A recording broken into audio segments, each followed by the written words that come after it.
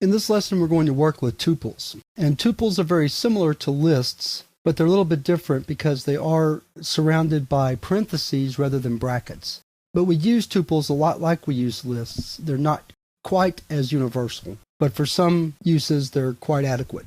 So for example, in this exercise, we're going to use tuples to represent a point, an XY coordinate.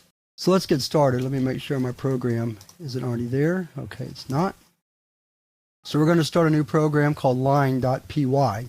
That's where we're going eventually, is to make a line out of 2 points. But first we're going to build the point class.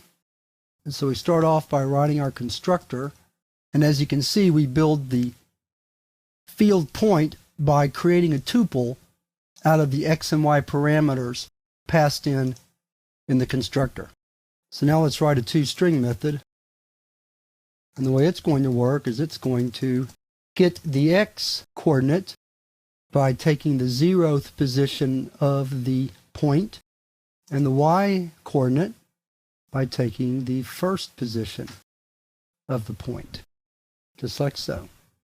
And then finally we're going to write a method called setLocation that takes x and y coordinates and just sets our point to a new tuple of x and y. So let's try that out. We'll create a point, display it, and then set its location to somewhere different, and then print it out again. Let's see what we get here.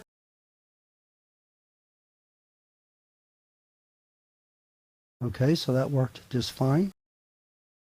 So now let's build a line class. So the first thing we're going to do in our constructor is write self.point1 is equal to p1, and self.point2 is equal to p2. Then let's build a toString method.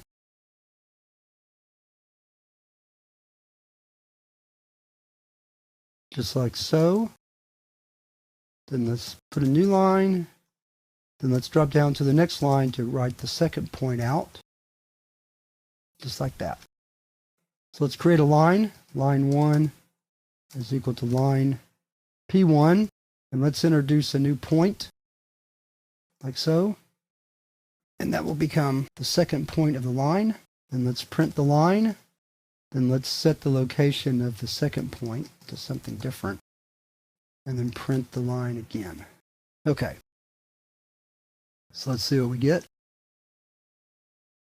Let's clear the screen. Made a slight typo right there. Try it one more time. We'll just leave it up. There we go.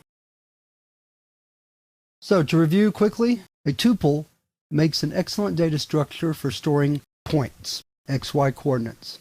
And we used that concept to create a point class and then to create a line class that uses points in its definition. Now, let me mention that when you use a class in another class in this way, you're performing something called composition.